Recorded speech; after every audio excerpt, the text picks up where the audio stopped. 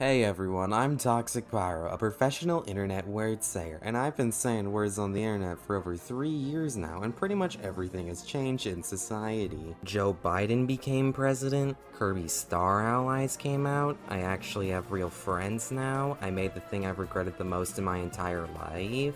While I was in Elgato customer support hell, the Hat in Time DLC launched on consoles after almost 2 years since its launch on PC. Finally getting a chance to play it, I did, and wow, it reminded me how weird this game is. It was getting my gears turning. My gears for breakfast turning. Now, Hat in Time was actually the first review I did for this channel. Don't try finding it now, it's private and I'm not showing you here because it sucked. But all you need to know is that video was under 4 minutes, and if you look at how long this video is, you might notice a couple numbers were changed.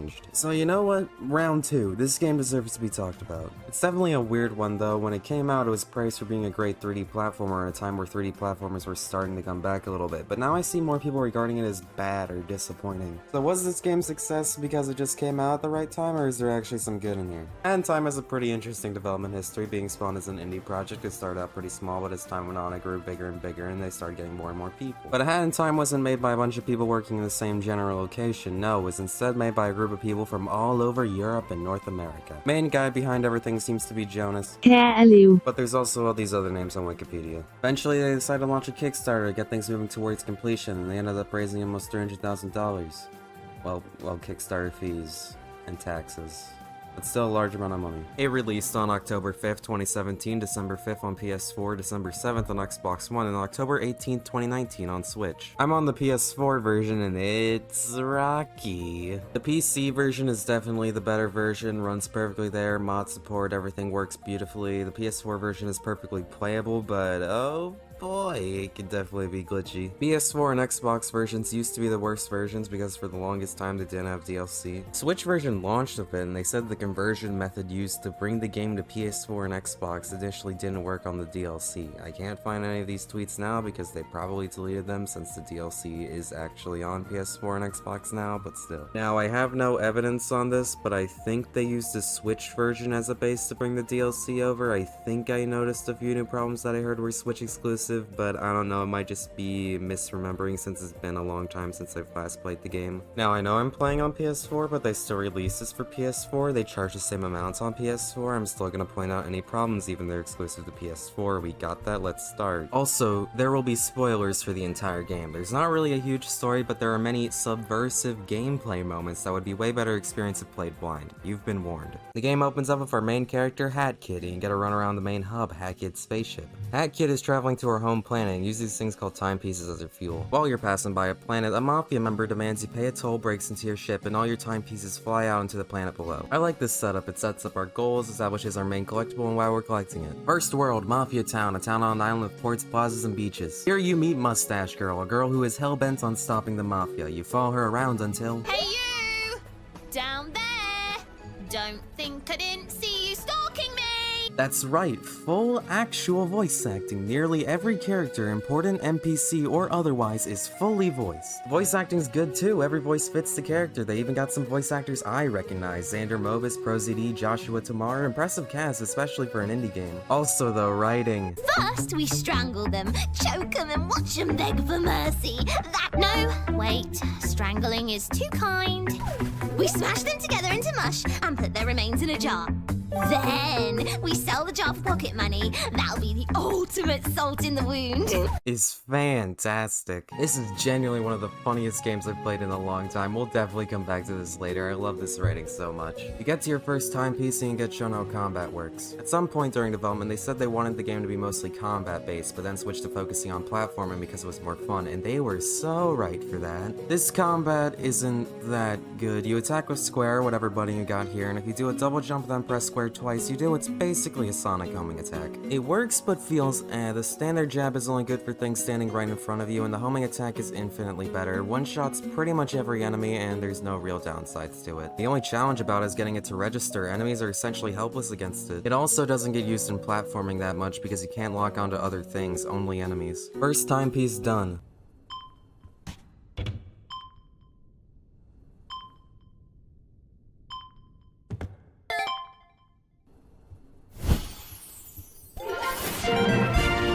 You know, it's nice to see that they made a lights-off version of the ship considering it's only used here. It's a nice touch. The spaceship hub world is so good. Would I ever want to live here? Absolutely not. But as a hub world, it's great. There's so many fun little details like the Roomba, the TV, many more secrets that come in later areas. Now, the chapters in this game are non-linear, so you can do half a chapter and then go off to whatever other level you want. But we'll be going through the chapters in full and in order to keep things simple. Mafia Town, our first chapter, a big open area. It's got that beachside town aesthetic. It's great. And levels of set objectives. Okay, now I might get some hate for this, but I don't like Mafia Town that much. Hat in Time is like Mario 64's Sunshine, where there's set missions and depending on which one you choose, the world changes for that mission. For missions of set objectives, like She Came from Outer Space, Mafia Town works great, but for missions where it's a lot of exploring, I don't like it that much. This map is the perfect example of one of my main problems with Hat in Time as a whole, where it feels like they crammed 50 ideas together at times. Okay, like the vibe of this area is a rundown town that's filled with corruption by the Mafia and isn't maintained well, but like with the balloons, the giant faucets, the factory equipment, this floating water geyser thing, the empty rundown houses, the floating platforms, and the objects where it's just, oh, you need to use this hat? Oh, I'll get to these things later. It just kinda ends up feeling weird to me. Like, if I stopped playing for 2 weeks and then came back, I would forget like 60% of this map. Mustache Girl wants to save this place from the Mafia, but there's only one other person on the island who isn't a Mafia member besides her. I'm so conflicted on this map because on one hand it has so many great little details hidden in it that even after 2 playthroughs and 100%ing this game, I was still finding new little hidden gags tucked away. Again, the writing is incredible, but on the other hand, I feel like this map could be twice as big with how much stuff is thrown into it. There's an air meter mechanic? Like Mario Sunshine's Alfino Plaza, another beachside town. This is a place. I can see how people live here. It's a believable layout for a town while still being great for platforming. There's definitely some game stuff here, like the boat circling forever in a loop and the entrance to a floating pachinko machine out in the middle of nowhere. But Mafia Town? Oh yeah, our local 2 hovering platforms in the middle of nowhere. Our town's pride and joy. This just feels like geometry to me. Why is there grass on the roofs? Okay, enough bitching about the map itself. It's time to go through the different missions. Barrel Blast. It's a boss that reinforces how combat works. I don't really have anything to say about this one. She Came from Outer Space is great. It's raining, Hat Kid gets a raincoat outfit, and it's got killer music that's only used in this one act. You scare this one Mafia member around this obstacle course part of the level until he gives you the timepiece. By now, you've probably unlocked the Sprint Hat, one of the 6 different hat types and by far the most useful one. Hats are unlocked by collecting yarn pieces hidden throughout the levels. Yarn is one of the main optional collectibles. Once you get enough yarn, you can create a hat. One thing I don't get though is that the yarn pieces are themed after different hats, but each of them still counts as one yarn piece. It's not like you need 3 specific Sprint hat pieces to make the Sprint hat. I don't get this part. Okay, so next act is technically the boss, but this chapter's structure is different from the others, and we're gonna talk about the boss at the end of the chapter because of consistency and video structure and other nerd shit like that. Heating up Mafia Town. The town is filled with lava, and now the animators have to draw all this fire. You gotta turn off all the faucets to get rid of the lava. I really like this level. It's unique and different and fun, but on PS4, this level is slow down city, and with this water quality, it might as well be Flint, Michigan. Also, this guy is A-posing. Golden Vault. You gotta explore and find 4 pieces of paper that have the code for this vault. Okay, this is a cool idea, but it's still Mafia Town, which I have conflicting feelings toward, so I have conflicting feelings here too. And Cheating the Race, which is one of the last timepieces you unlock in the entire game. Cheating the Race has you race against a Mafia member on a rocket, which goes so fast you need a time stop hat in order to beat him.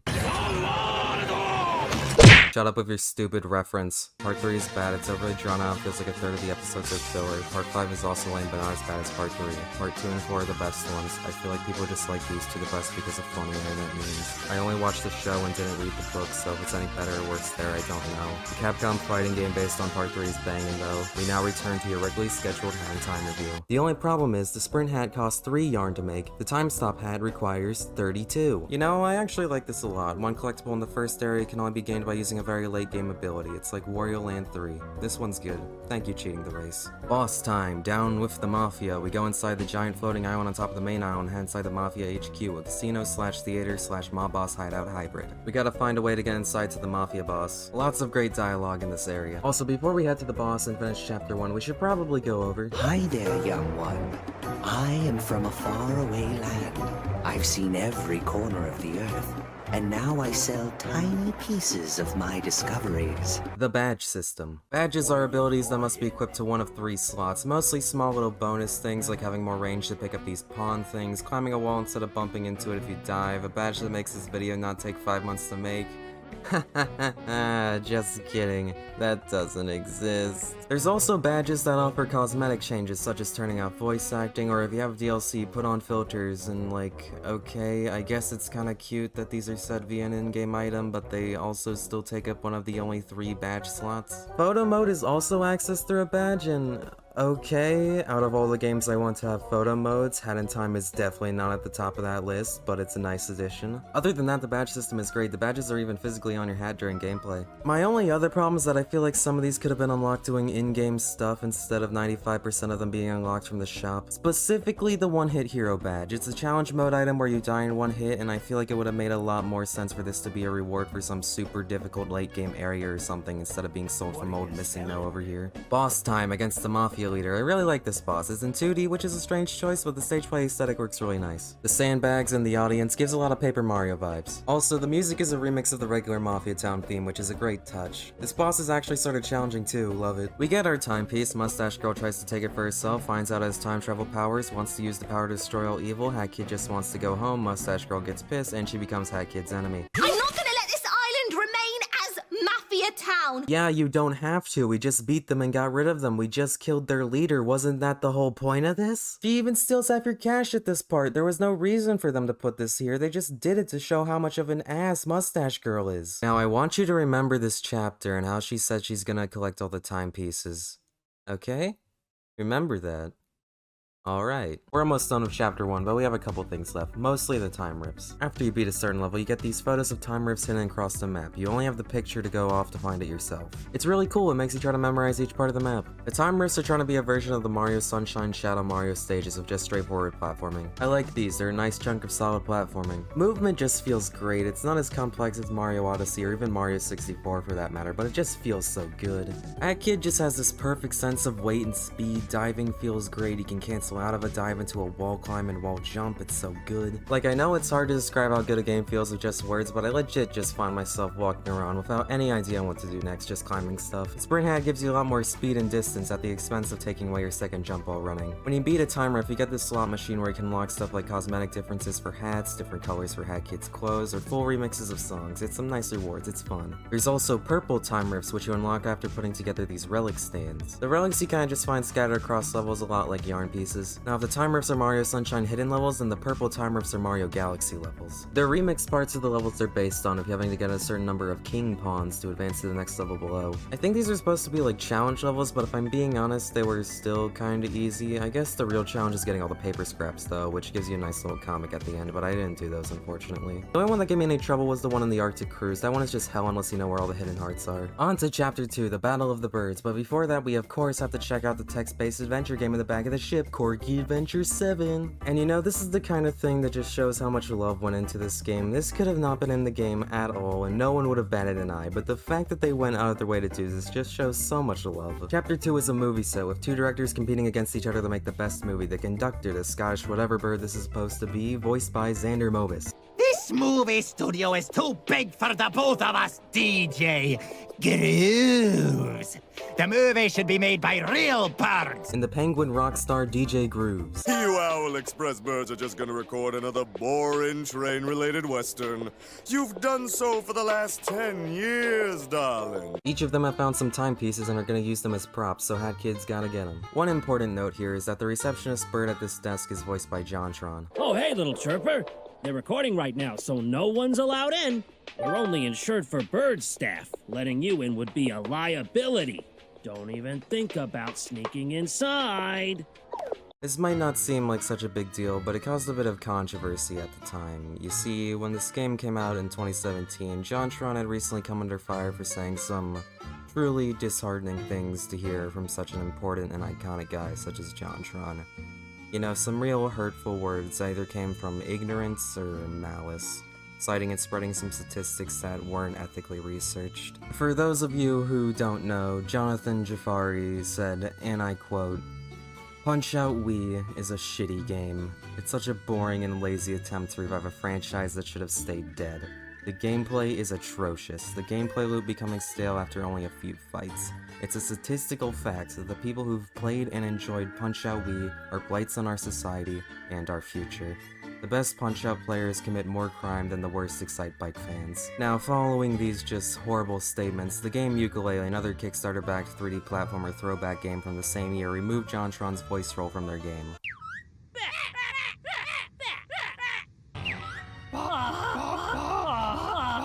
Now, no matter which way you feel about JonTron, I think his role as the receptionist is at least a small enough role to excuse. In Yooka-Laylee, JonTron's character only speaks in loud shrieks and grunts, but his mission is also required for 100% completion, while in A Hat in Time he's completely optional. Now, whichever one handled the situation better is up to you. It's just an interesting thing to look at comparing these two, and is an important part of this game's history that should be mentioned in analysis like this. Like, think about it, wouldn't it be weird if I pretended that this ugly but nonetheless important part of this game's history simply didn't exist or never happened? Moving into the studio. Oh, don't worry guys, now that I monetize and get epic YouTuber money, I'll be able to pay this off. The movie set is a big stealth level with patrolling guards. They really used the environment of a movie studio to their advantage with this area, with set dressing, props, camera carts, electrical equipment, and more. You can see and hear the two directors yelling to their staff throughout the entire level. If you get caught, you lose a bit of health and get sent back a bit while also getting 100,000 pawns tacked onto your total. You talk to DJ groups and he strikes a deal to get you to star in his movies while also erasing your debt. You get to draw your own passport, and I made mine in SCP. Now apparently this is supposed to become your save file icon, but it never worked for me. I don't know if this is something they ended up removing or if it's just another weird part of the PS4 version, but when it's supposed to work as intended, it's a very nice touch. The conductor also strikes up a deal with Hat Kid and Timepiece.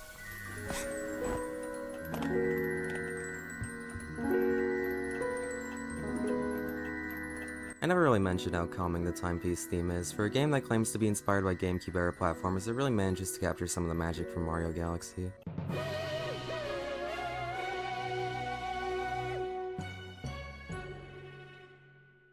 Back to Hub, Chapter 2 now branches off into two paths, the Conductor's levels and DJ Groove's levels. The music swaps to fit each character on the stage select.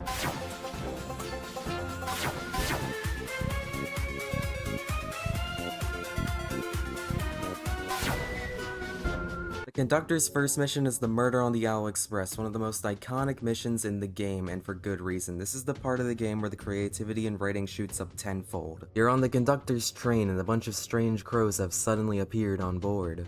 Did you know that having a pet helps improve self-confidence and relieve stress? Did you also know that pets can have pets?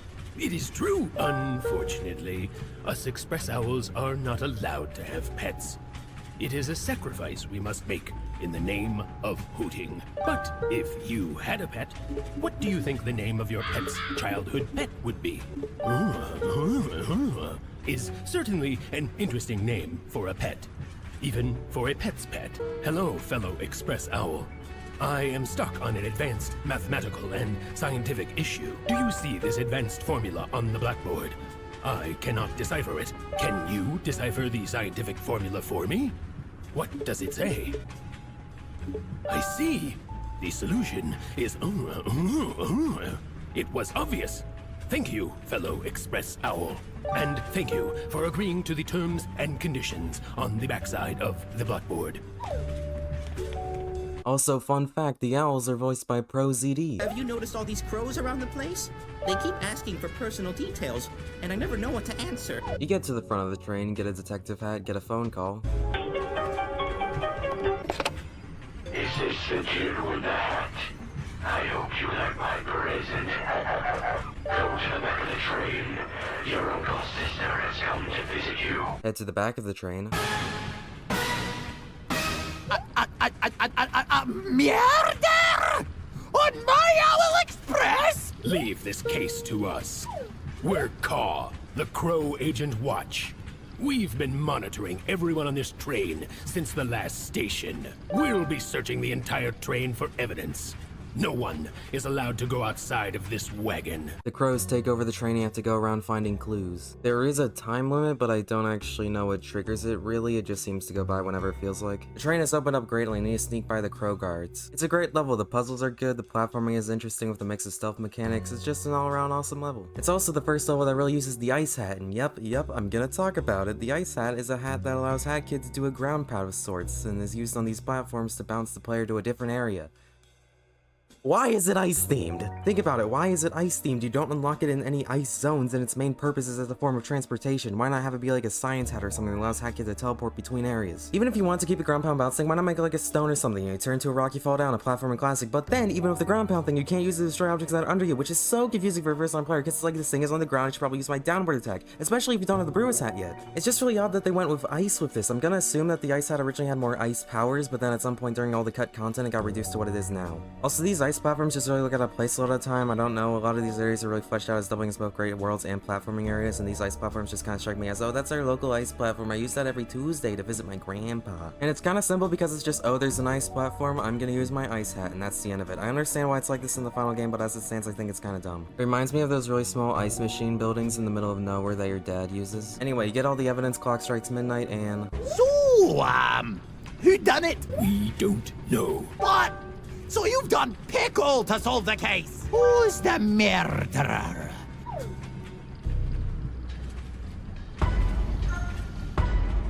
You can pick any of them, and all their endings are great. I went with the victim. The victim did it? Wait, does that make it a suicide? Yeah, this game's rated T. Seems you've seen through my charade.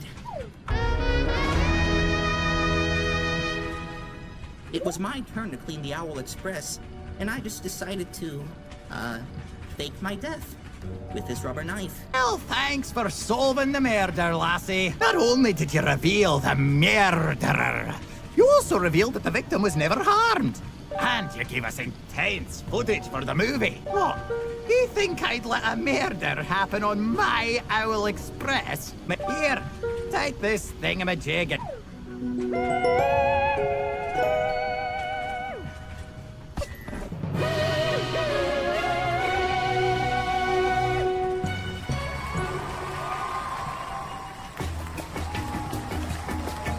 You get points for each of the acts in this chapter, and whoever gets the most points by the end of all 4 changes the ending, so it's off to DJ Groove's side with Picture Perfect. DJ Grooves needs to turn Hat Kid into a celebrity sensation, so he sets up a bunch of paparazzi spots to get all the penguins to be Twitter stans. The art used in the pictures is really charming, and like always, the jokes here are really good. All you penguins out there know my name. Watch as she beats these hard-boiled card players at their own game on her first try. This game is easy to understand, darling. You just guess which number of card the other player's holding from 1 to 10.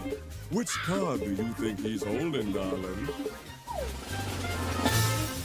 Wow, fantastic, incredible! The level itself, though, is pretty much just a practice for DJ Groove's second mission, the Big Parade, where Hat Kid needs to survive a very dangerous marching band, hitting switches while dodging obstacles, the floor being deadly, and our marching band being basically a massive wave of Shadow Mario clones. This level gets intense. You just need to survive the time limit, but there's so many things that can hurt you, more gradually getting introduced over time, that I died a few times here. This is a fantastic level. Back to the conductor, we're met with a bit of a problem. The conductor's second level requires the hookshot badge, an item that can only be found in Chapter 3. This is definitely so that players are forced into bouncing around between levels and aren't just playing in a set order, but for the purpose of not making this a cluttered mess, we're just gonna skip to when I have the hookshot badge and talk about Chapter 3 when we get to it. Train Rush puts Hat Kid as the star in an action movie where the conductor has put a real bomb on the train and it will explode unless Hat Kid gets to the other end in time. This level is chaotic with tons of hookshot jumps and platforming puzzles, all under a pretty forgiving time limit. I finished with over 2 minutes left. One weird little thing that shows up in this level is that they introduce these squares where you need to stand on all of them to progress, but then in this one room they have the regular blue squares and then change to these weird purple squares with a creepy face on it, and then after change it to that the face is spread across all 4 squares, and then they switch back to the blue squares, all in the same room, and the purple face squares are never seen again. Who is this guy? Were these squares supposed to have a different purpose? Like, would they hurt you if you stood on all of them? Is this guy's face described character? Why were they left over in this level? Did the devs just really like this art and didn't want to completely throw it to waste? This is the kind of stuff you rarely see in games these days. These little details that are leftovers of an insane development process that get your mind thinking about what happened behind the scenes. I love it. The finale of this chapter is actually up to the player. Depending on who got the highest score at the end of their set of levels, that bird is deemed the winner. In my first playthrough, I chose DJ Grooves, but in this playthrough, I chose the conductor. Thank you, thank you. Oh, you're too kind. No, please. Keep going. Oh, Lassie, it's you. I did it. I won the annual Bird Movie Award once again. Oh, imagine that face DJ Grooves must be pulling now, eh? Here, Take this tiny, insignificant movie prop to match your tiny, insignificant efforts in securing my victory. Yeah, I can probably sell it on eBird for dimes and nickels.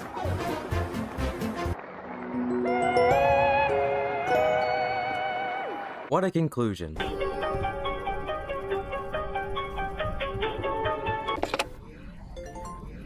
The annual Bird Movie Award was rigged. It was an inside job. Lord knows about the power of the timepieces. He's been keeping one, and he's going to break it. The truth lies buried underneath Deadbird Studio. What goes on in Deadbird Studio when no one is around? Blow the cover on this thing, darling. What was a conclusion is now the gateway to our actual final level for this chapter. Returning to Act 1 again, but now at night you break into the studio again and go down the elevator to Act 6, a stage that combines every element from the opening act, the conductor's acts, and DJ Groove's acts. Filled with stealth sections, platform switches, and a whole lot of puns, it's pretty much Act 1 of this chapter turned up to 11. Boss fight is the conductor, or DJ Grooves depending on who you let win the awards. Unfortunately, both of the boss fights are near identical, all of the attacks are the same. I thought that DJ Grooves had an exclusive attack of summoning the marching band parade, but no, it's in the conductor's fight as well. It makes sense, but is a little disappointing. The boss fight itself, though, is really good. First boss fight in 3D for this 3D platformer. The conductor jumps around the arena, has a ton of attacks with multiple pattern variants for each one. Love the knife attack where the music and lights go out. This one ain't rubber! The audience cheering, the music, and the trash talk make for such a lively fight. I can't believe I let you picnics on me train! Only to have ya!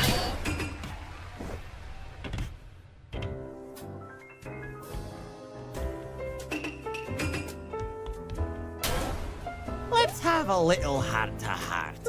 Have a seat, lassie. Ever since you arrived on this planet, these timepieces have been falling from the sky. Now, I can understand if you feel they belong to ye. I get it. But did you know I can rewind time? With one timepiece, I could reclaim the trophy that belongs to me. That's right, the Loss of Award 42. I got second place at the 42nd Annual Baird Awards. Me! Can you imagine? DJ Grooves managed to get the first place trophy. I need just one timepiece to fix this mistake. Can't you spare just one timepiece? Oh, you're a greedy young lass, aren't you? I just need a single one, and you won't share. Well, if you want this timepiece back so bad, come and get it!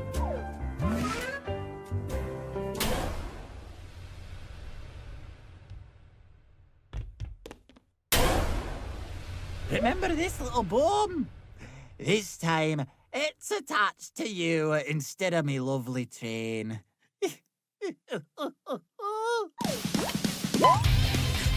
These boss fights give Hideki Kamiya a run for his money. Make the conductor exit stage right, and that's a wrap on Chapter 2.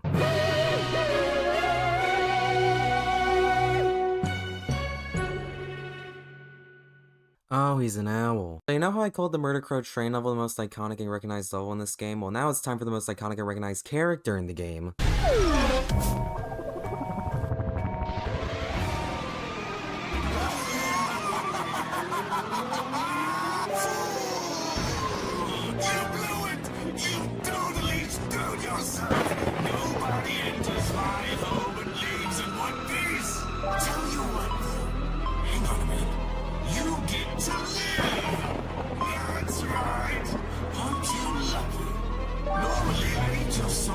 Toss your body. It's a lucky one. You won the lottery because I just happened to be missing the brain dead servant. That's right. The old one got himself killed. His head popped off, and now I need a new towel. So tell you what, I've got a piece of paper here. Don't worry about the details. I just need you to sign right here at the bottom.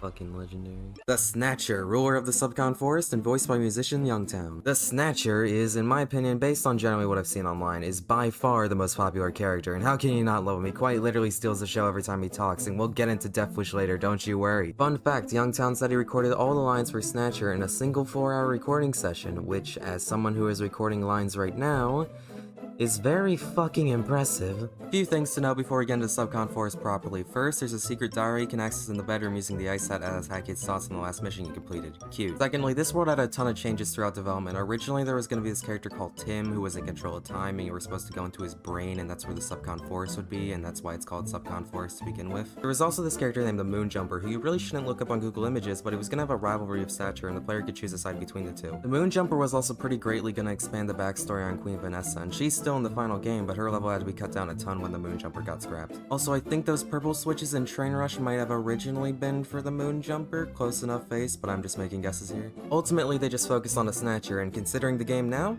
turned out pretty well, I'd say. Onto the actual game, this chapter is really showing us mere mortals the true power of a T rating. He wants to die.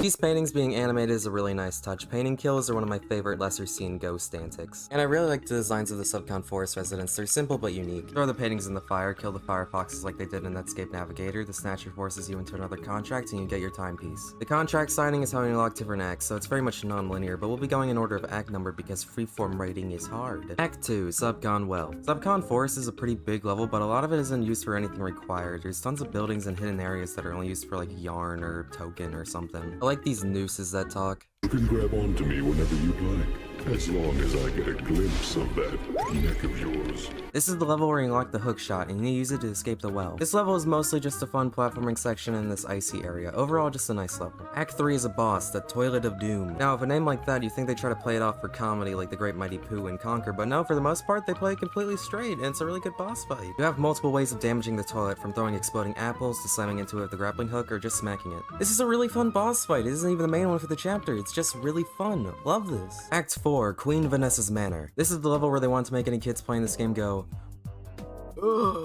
Snatcher comes in to check on the player in the start of the level, and fun fact, the song used in this cutscene used to be my outro theme. I think I wanted to swap it out for every video like Donkey does, and my first video was Had in Time, so I just used it there, but then I got lazy and kept it. I only switched it out for the current outro theme, that being Career Mode from Punch-Out Wii, when I made my video on that game because it's my favorite game of all time, and yada yada yada. Unfortunately, that video is privated now. Back when I still used actual Windows Movie Maker, I know people like to go back on creators' old videos and see how much they improved, but I'm sorry, I feel like if I let people see that, I would actually die. If I let this shit stay up, then that should tell you how bad this was. The oldest video still up with that song is the outro as a comedy Donkey style video I made on the low budget zombie game, if you couldn't tell I really like Donkey. The only other one still up is a Fortnite montage from back when I still played that game, and it's only up because I managed to make myself laugh when I rewatched it years later. Yep, Donkey and Fortnite montages. The more things change, the more they stay the same. The oldest video with the switch to the career mode theme is my review on Urban Champion for NES, and it's a shitty video, but it's just tolerable enough where I feel comfortable leaving it up. Oh, the memories, what I wouldn't give to go back, except I wouldn't. Okay, yeah, Queen Vanessa's Manor. This level's good.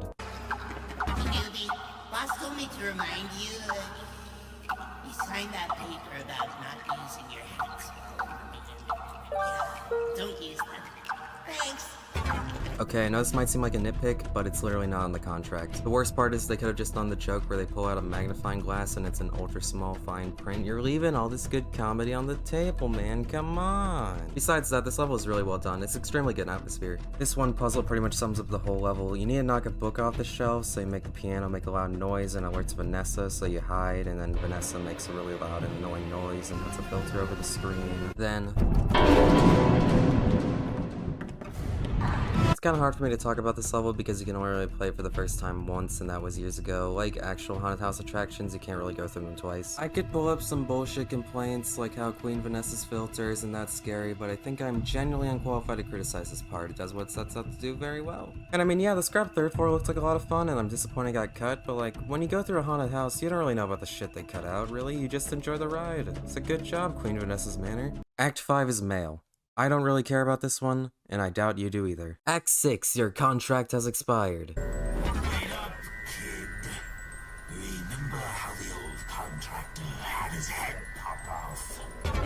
That wasn't a coincidence. It popped off the moment he stopped being useful to me. And guess who else just became obsolete? That's right. You. Now that possessed outhouse isn't bothering me anymore, and all those contracts of yours are tidied away, I don't need you around.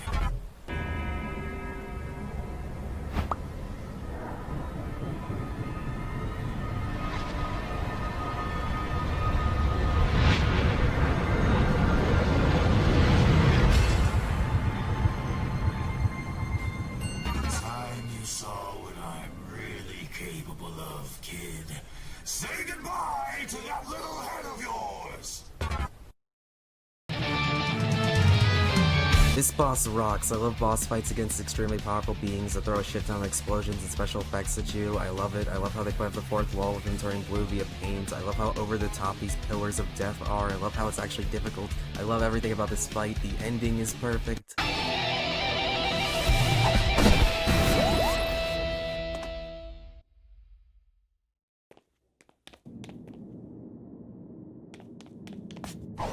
I feel so weak. Please, have mercy. Please, have a seat. All these timepieces landed in my forest. They are my property. So, let's make a deal, young lady.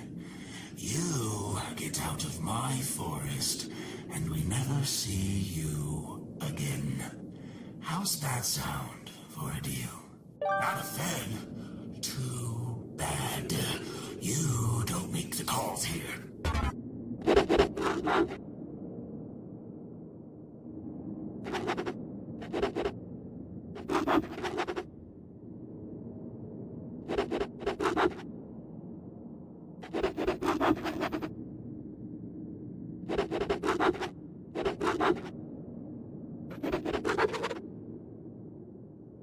You understand that's not how contracts work, right? Everything about this chapter is amazing. It's easily my favorite. Youngtown absolutely sells Satcher. It's the perfect ending to this chapter. I want to give the developers a high five and a Twix bar.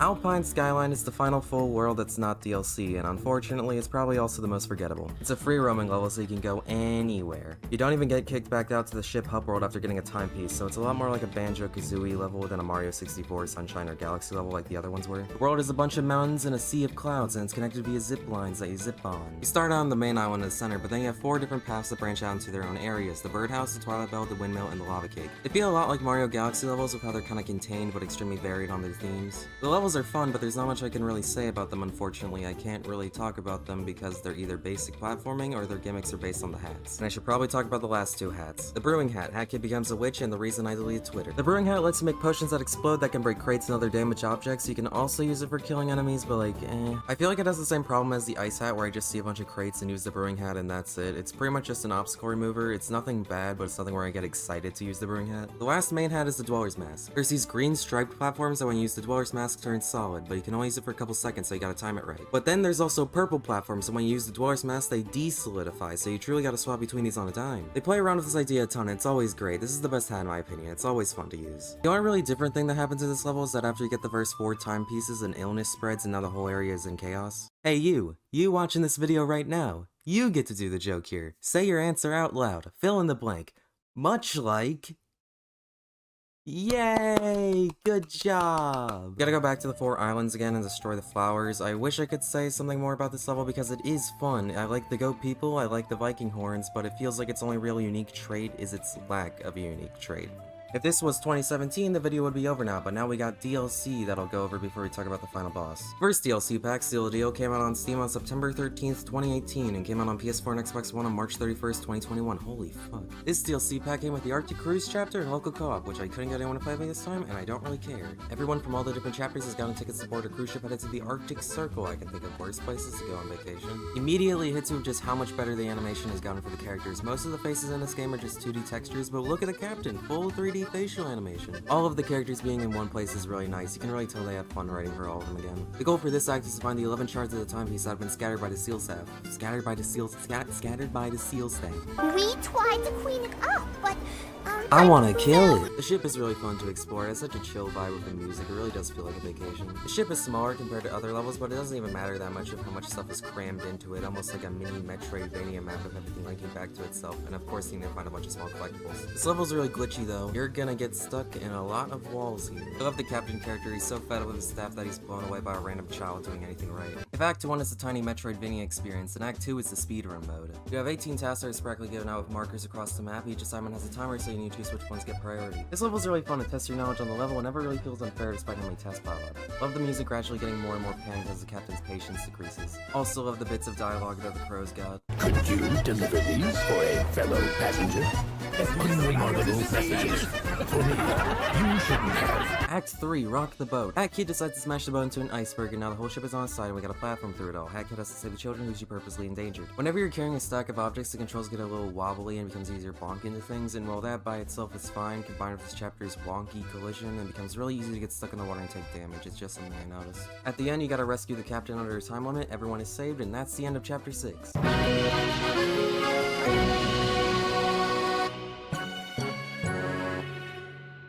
Yeah, only 3 acts for this chapter, which is a little disappointing, but with the entire map just being the one ship, they definitely got the most out of it. But thankfully, that's not the only thing this DLC brought, because we also got Death Wish!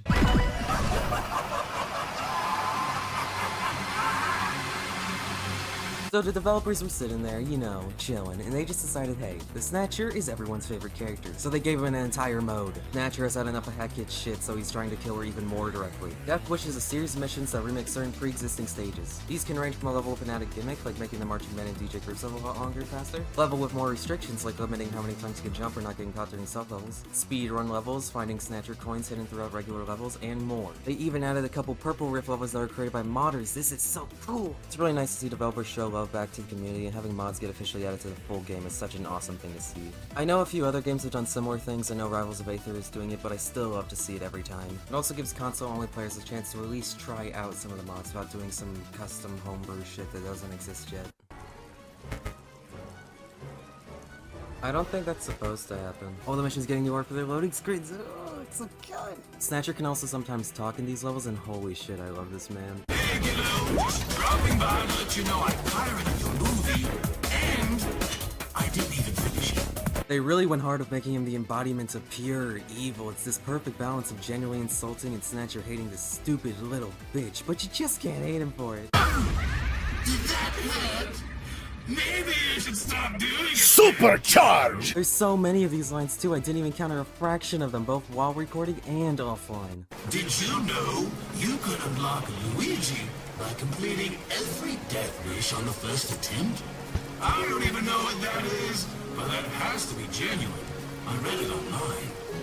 These challenges can be a pain in the ass too. There's genuine times where you really gotta hit your head against the wall to get through these. I love it. There's also Peace and Tranquility mode where the level is significantly easier. There's no penalty for using this. You still get the progress on the Death Wish map, and you only have to pay a couple pawns and have a sticker next to the level icon. I'm a little divided on this because I understand the want for accessibility options and adding easier options for struggling players, but I'm a little torn on it when it's for a mode that's specifically designed to be hard and is not even needed for 100% completion. If you want my opinion on a topic you didn't ask for, if a game wants to have an assist mode type deal, that's fine and up to them and part of the artistic choice and other smart words, but if a game also wants you to have a hard as fuck time and you have to deal with all the bullshit it throws at you as part of the game experience, then that is also a completely respectable option. But here, like, okay, I know it shouldn't bother me, but it's like if the White Tanuki Leap in 3D was available in Champions Red. Something is off here. But overall, this mode is fantastic. If $40 for the complete game seems a little high for an indie, Death Wish is truly that extra cherry on top that still makes me say the game is worth it. It seems like such a small addition, but it really adds so much and is so much fun. Final piece of DLC for Hat in Time, Nyakuza Metro was released released on May 10th, 2019. This DLC not only came with another chapter, but also online party, where you could play with upwards of 50 people. You know that Mario 64 mod that got taken down where you could play online and was fucking hilarious? Yeah, imagine that, but had in time, and more buggy. Now, unfortunately, I couldn't play this because it doesn't work on consoles, and even if it was, I doubt it could get even 5 people to play this game together with no crossplay. It's a great idea though, online multiplayer. I'm sure with 2 or 3 people it's great, but 50 seems a little excessive. Into Chapter 7 is a subway station with cats, and it's based on Japan? This is another free roam level like Alpine Skyline, but there's a lot more going on here. That belongs to the boss. No way. Thank you for bringing this to me. Who do you work for? No one. Well, I can't have you running around interfering with my jewel business. So, you work for me now. Come to my store. We've business to discuss. That's right, we have actual characters this time. Alpine Skyline is an okay level, but I think everyone agrees that it's the characters who are the most memorable part of the game, so it's great they combined both the free roaming and the characters to get a truly great level. This is... what the fuck was her name? The Empress.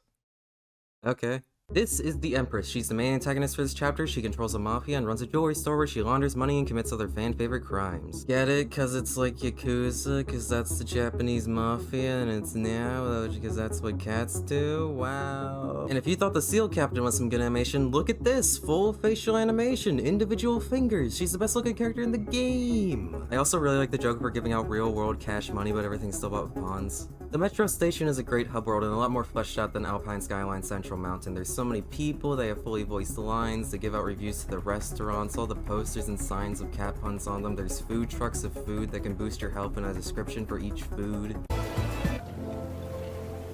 Soup dumpling. Steamed dough buns filled with meat and soup. You won't know exactly what taste hides beneath the dough until you build up the courage to bite into the unknown. Rice.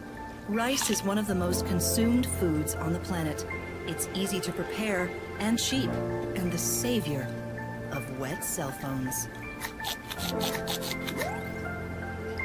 The subway lines make for great platforming sequences, riding around, dodging signs, getting off at the right areas. You gotta get metro tickets, which unlock more parts of the map. Each color station is a sort of sectioned off area that loops around to the main area again. These areas are great to explore, they have a lot of secrets, and even though through footage they all kinda look similar, playing them is really fun. The enemies are rats and muggers who steal your pawns. This level is also known for its outfits. You gotta be an Nyakuza member and get a badge. I like the filter badges that you can get here. You get a Game Boy filter, which makes the whole game look like germs, the Virtual Boy filter, which makes the whole game look like blood, and if you combine both of them, you get Every time you get a timepiece, you're teleported back to the jewelry store. It's shown that she takes your timepiece, but they're still added to your total, and you can use it to access other levels, and what were they thinking? It's free roaming, so I can't really go act by act, but it's a great level all around. You can definitely make an argument for being the best level in the game. The ending is kinda rushed though. You get your timepieces and the Empress gets pissed and sends the entire metro station on you with a $1 million bounty. The entire map is used, filled with enemies and has parts closed off due to the mob. The Empress occasionally shows up with a rocket launcher and you gotta trick her into shooting these generators. I like how the entire map is used in an escape sequence, and it's a really good send-off to this level, but there's no boss at the end. You just get in the elevator and the police show up last minute.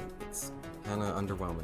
The Arctic Cruise didn't have a boss either, but that level didn't really have a villain except for Hackett herself. Feels like there was a boss planned here, but then it got scrapped or something, just leaves this feeling really unsatisfying for the end. Fine then, I'm a dog person anyway. Either way, that's the end of the chapter and the end of the DLC.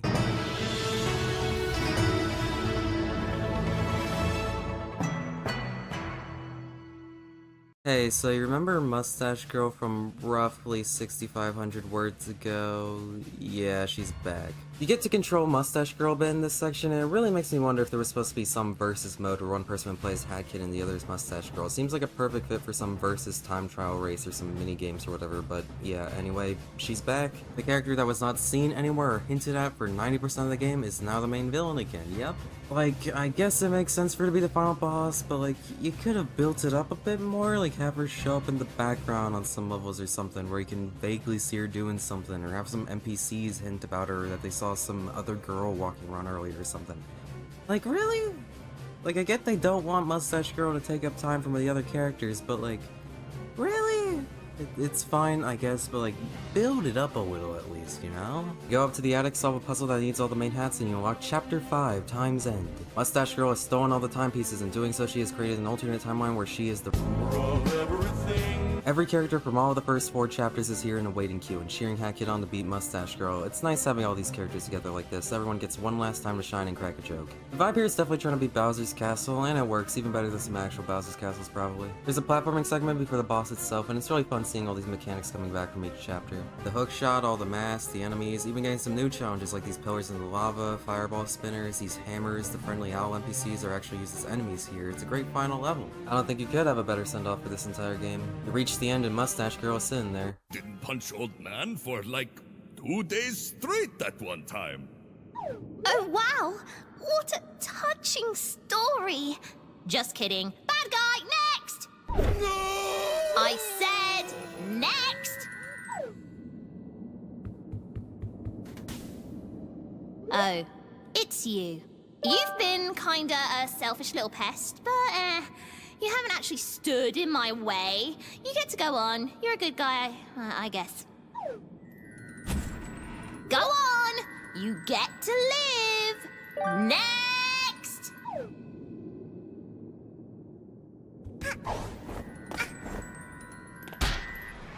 Excuse me! Don't you dare get anywhere near me. I don't think you quite understand who's in charge, little missy. You know, I was willing to forgive you. I once thought we were gonna be best buds. But nope, you turned out to be rotten and selfish. Save the planet from bad guys? Psh, who needs that, am I right? Look at all I've done without you. I've restored justice. I am the justice. No more bad guys. Ever. I don't need you. This planet doesn't need you. Nobody will miss you, and nobody will care. You are the bad guy, and I'll show you how this justice system deals with bad guys. The fight with Mustache Girl is pretty good. Dodge her attacks, wait for the openings, pretty standard. After the first phase, every character has a final cutscene where they all yell at Mustache Girl. Mafia say get lost! That's right, get lost! This alternate reality stinks. Get lost! Get lost! Ain't that right, gang? How can you stand behind these people? They're crooks, criminals, and you're helping them. This ends now. Phase 2, the arena is now rainbow space. I like how she uses a lot of attacks from other bosses, but also attacks that Hat Kid herself can use, like this beam. Other characters start joining to help you. The conductor and the Mafia members make a ball like in the first boss they need to hint to Mustache Girl. To snatch her in the Alpine Skyline goats make apples they need to throw at her shield to break it. In Phase 3... Whoa! When Mafia explodes, Mafia drop pawns. This gives Mafia an idea. Little Hat Girl need help to turn back time. If Mafia explode, Little Hat Girl get useful pawns. Mafia has to explode to save world. What? Plan is crazy. Hello, Mafia. No worry. If Little Girl succeed, Mafia come back when time rewinds. Now, punch me with all your might, fellow Mafia. No hesitation. Red Hooded Girl, get lost! Get lost!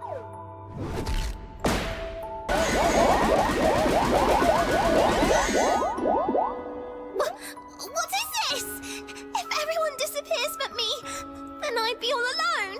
Bad guys, stop it! Hat Kid is now invincible. You get to go crazy dodging a bullet hell of moves. No matter what she throws at you, she can't kill you. Hit her enough times and that's it.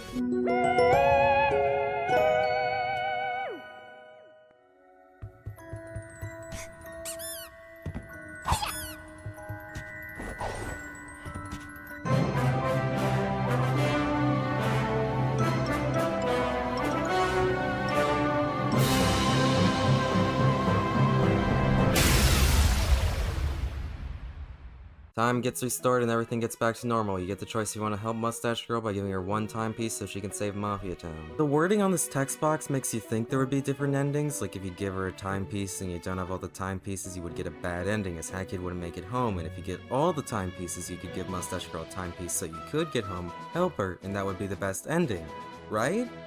No, this choice has zero impact on the ending. There is no bad ending or good ending, it is simply the ending. Kinda a sour note, but what can you do? All the characters say goodbye to Hat Kid leaves, and that's the ending for Hand Time.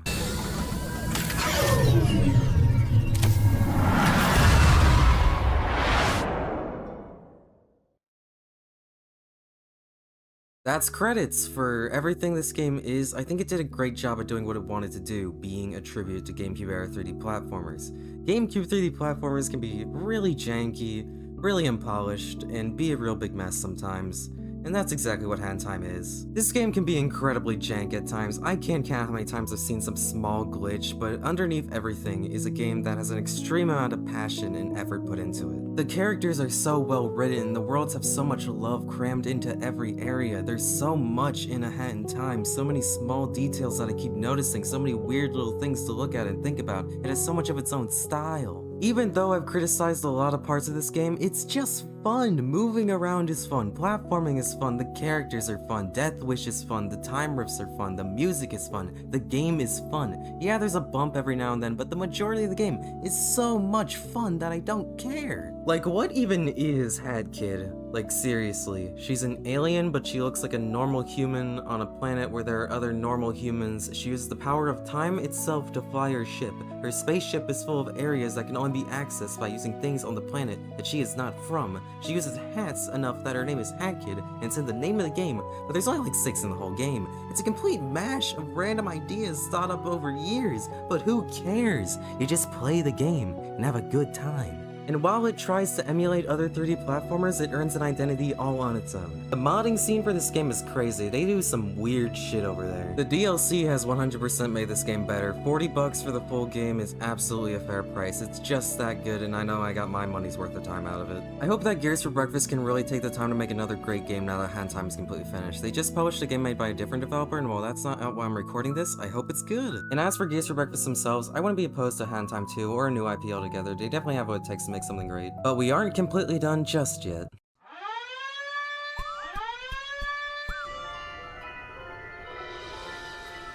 After getting all the timepieces, we got one last purple time riff. This level brings together all of the first 5 chapters' themes together in one. It's one of my favorite levels in the game.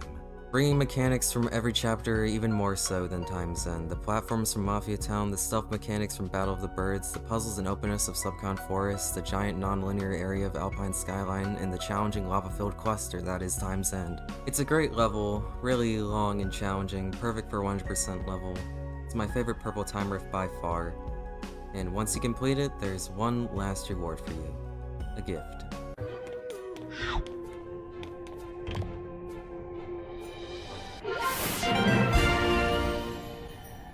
Plaid!